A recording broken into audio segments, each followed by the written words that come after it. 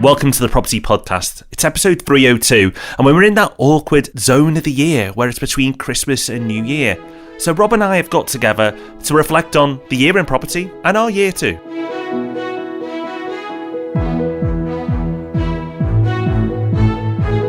Yes, welcome to the Property Podcast, where every Thursday morning, property investors come together to be informed and inspired. You might not be feeling that inspired this morning. You might be feeling a little bit weighed down and Christmased out. That's okay, there's a while yet before you've got to go back to work, and we're going to send you into the new year by putting 2018 into context. And Rob, what I think is really interesting about 2018 is there were so many things that were being talked about at the start of the year as potentially significant events that are still being talked about now. They haven't actually been resolved. Yeah, we got Brexit. Still hasn't happened. Who knows what will happen. We had the fee ban for letting agents. That still hasn't happened. And then we had the budget where actually nothing happened. So it's not even unresolved. It was just a load of noise without much substance, certainly for property investors anyway. So the major events, Rob, didn't turn out to be that major. No, and in the case of the budget, that is definitely a good thing. No news is good news there every time.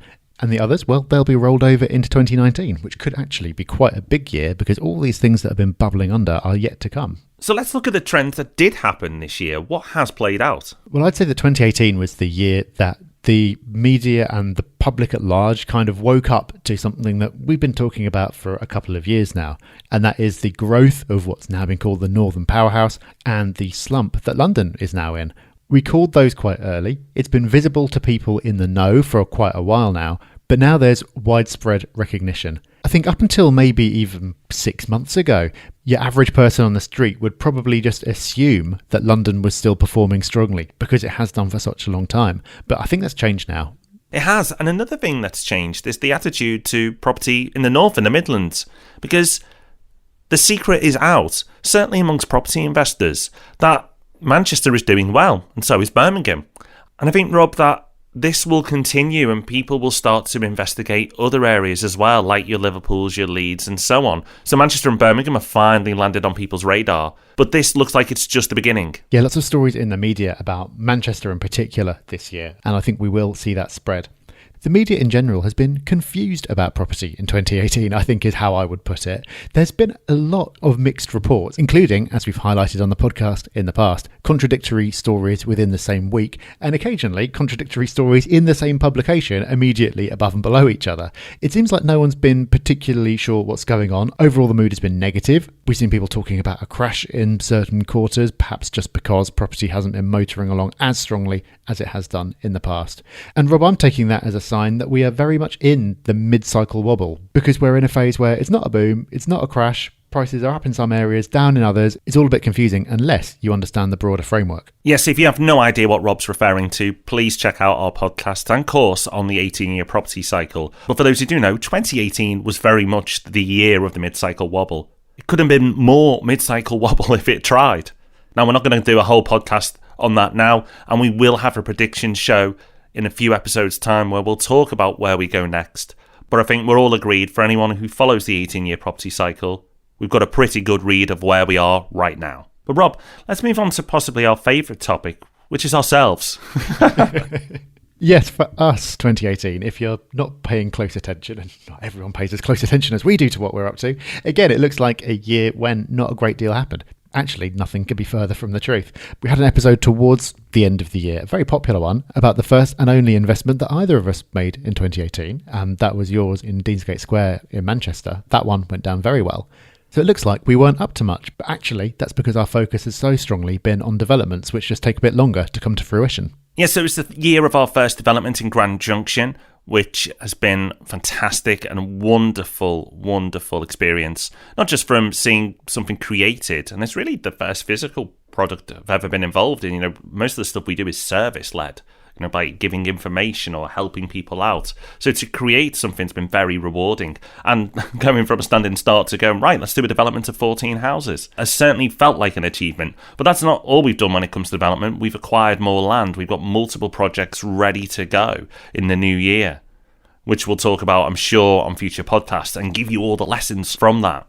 And while developments have been a big part of our year, just as big was the launching of a new business right at the start of the year. Yes, that business is Property Hub Tax, one that we were forced to start because the demand was so high. Over the last couple of years, tax has gone from a pretty important subject to property investors to an absolutely pivotal one. And because there's so much demand and something that's so important to get right, we knew that this was a business that we had to launch. The story of that business in the last year has been singularly failing to keep up with demand. We mentioned it a couple of times at the start of the year, and then that was enough to keep us booked up pretty much the entire way through.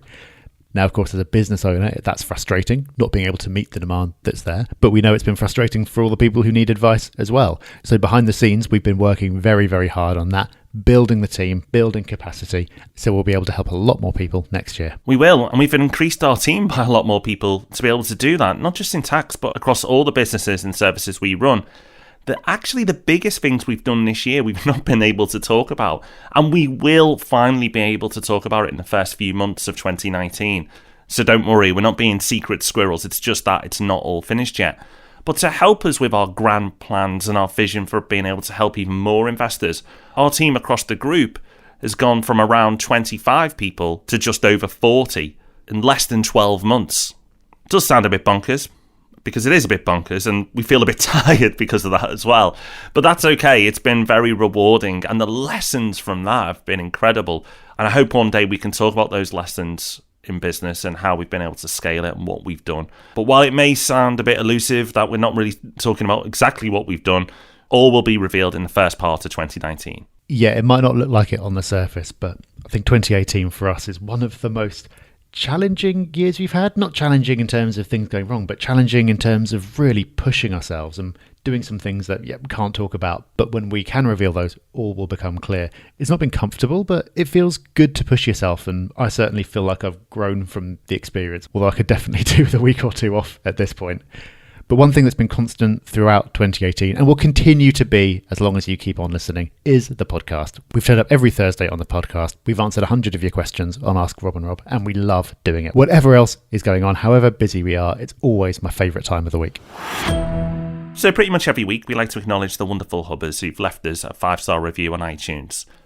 But as it's a special time of year, we'd like to read out a few extra ones. So we'll do this to a backing track, and Rob, as it's the last one of the year, why don't you join me in getting some of these reviews out the door? So if you've left a review, listen up, you might hear it being read out now.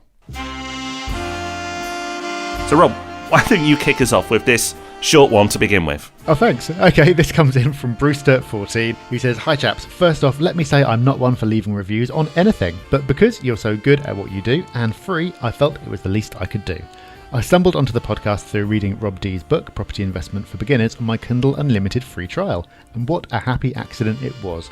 Although I'm yet to start my property investment journey, I'm trying to learn as much as possible about the industry while I'm saving for my first deposit.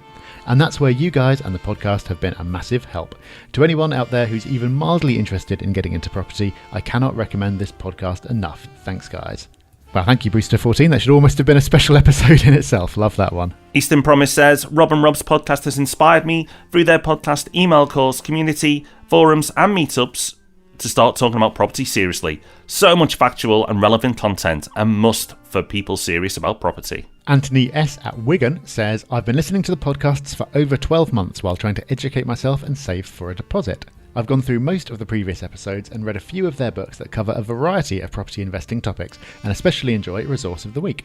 Rob and Rob make it an informative, easy listener podcast that I look forward to each week. Keep up the good work, gents." Property Sahil says, "Around 8 months ago, the penny dropped in my head and I realised I had to find a way of creating a financially secure future for both my kids, but also for my own twilight retirement years for my dear wife. It was without doubt that property was the answer to all of this.